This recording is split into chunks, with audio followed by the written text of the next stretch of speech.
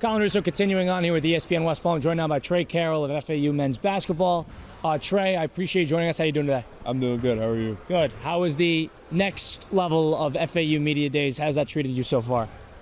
Oh, well, with the hurricane, it's kind of slowing things down a bit. Power just went out, but Yeah. other than that, it's pretty cool. Well, the hurricane is coming in now, and I guess you're used to it, a Florida guy who's been here for a number of years now. What does that look like for the team now? Are you guys going to take a couple days off, hunker down? What is the experience going to be the next 4 or 5 days? Honestly, I don't know, but as long as Waffle House is open, usually we're good, But obviously, if they shut some things down, there'll be no big problem. But Waffle House would be the last place to close. yeah, Waffle House would be the last place to close. If Waffle House closes, then I'll start worrying. Yeah, when Waffle House closes, it's time to, all right, now we got to get in the basement. Yeah. But, of course, the story of this team has been you were one of the few players who hung around through the coaching staffs and stuff like that.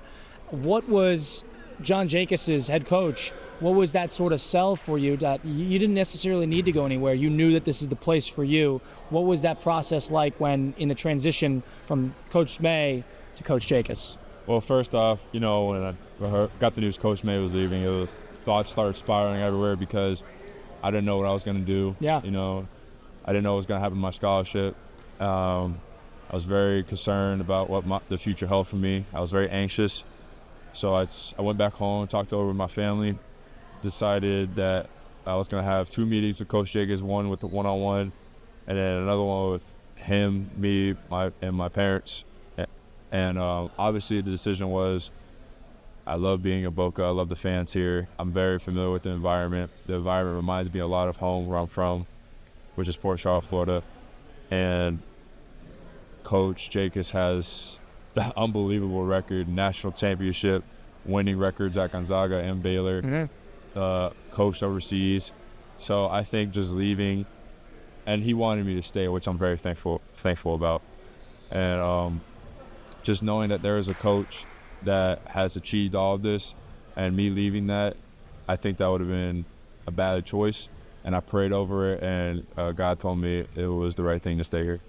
And you mentioned it's now a new coaching regime. A lot of things change, and you've been a part of a lot of successful FAU teams, but you can't try to replicate that. You got to try to be something new and find success that way. What do you think the transition in terms of how you guys are playing?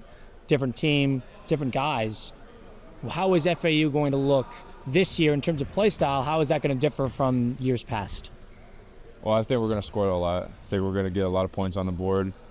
I know this team cares a lot about each other, and we love each other already. We're so close already. It's ridiculous. We have the same sense of humor. We have the same goals, same passions. We want to win. We want to win here in Boca. Everyone on this team wants to self-sacrifice in order to put another banner up for FAU. And this team is really looking to achieve a lot, man. We just want to win. Like, some of these guys on the team, wherever they came from, didn't win, and I think they have a chip on their shoulder where it's about time they want to win.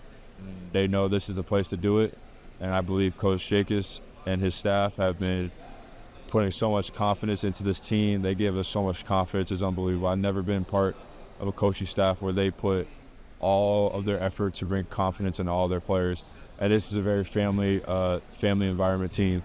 We love each other, and we want to do nothing for each other. So I think this team has a very, very good chance of being good. Well, you mentioned the staff coming in now. Coach Isaiah Austin has been a guy who's had a notable career professionally, was also a terrific college player. Of course, the Marfan syndrome, it was a notable name.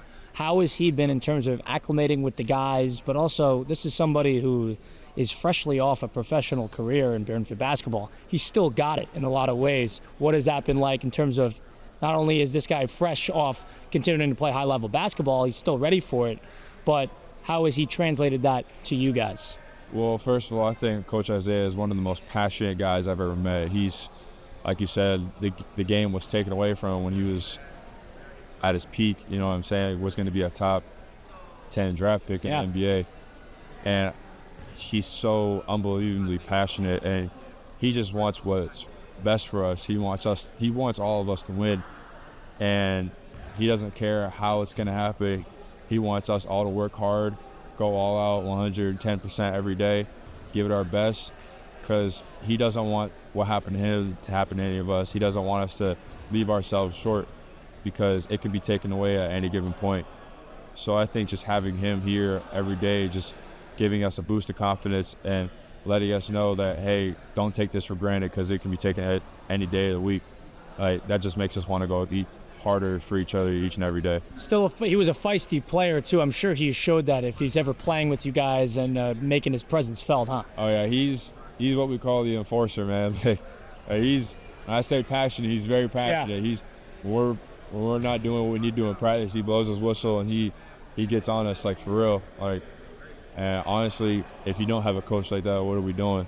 Because I believe every team needs that. And I love him, and I know he loves all of us. Mm-hmm. And I'm just super thankful for him. Well, I gotta ask, because it's basically blushing in the wind. The hair care routine. What is that for you? How is that adjusted? Of course, you got the hair right now. It looks great. What has that been for you? And what is the routine here? Man, nothing much, man. Brush it a couple times a night. You know what I'm saying? Shampoo and conditioner probably 1 to 2 times a week. Okay. But honestly, it's just a natural flow. It's something I was lucky enough. Yeah. I was lucky enough to have this type of hair, and I'd be stupid not to wear it out. And of course, I wear it out whenever I can. But in games, people worry about if it'll get in my face. That's why I wear it in a ponytail, so it doesn't get in my face. But I'm very passionate about my hair, among other things. Everybody, you don't want anybody to ever give you a hard time about the hair. This is your pride and joy right here. Yeah, that's my pride and joy. Everyone always says, what do you need to cut it? I'm like, I need my dream car. Then I'll cut it. That's what I need. Oh, so there's a price here. There's a price. It's a high price, but there's a price. Okay. So the truth be told. Get him his dream car. The hair is going to be gone. Yeah, you heard it here first. Last thing before I let you go here, developmentally as a player. You've been here for 2 years now, new coaching staff, of course, but, entering in, you're now a leader on this team.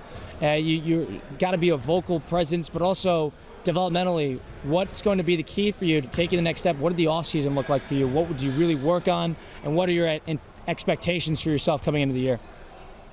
Well, my expectations coming in at the beginning, after last season, hard loss like that, especially me being out, I had a season-ending injury. But I just wanted to prove a lot of people wrong. I wanted to show what I was capable of. But that being said, my eyes have been opened up. I just want to win.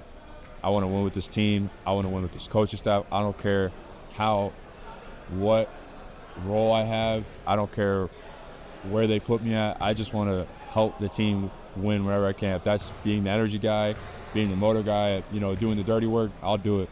I don't care. I just want to win. I don't care what anybody says I should be or shouldn't be. What I want is what the team wants, and that's a championship. Appreciate you joining us. Best of luck this year, and keep working on it, all right? Thank you. Appreciate it. All right.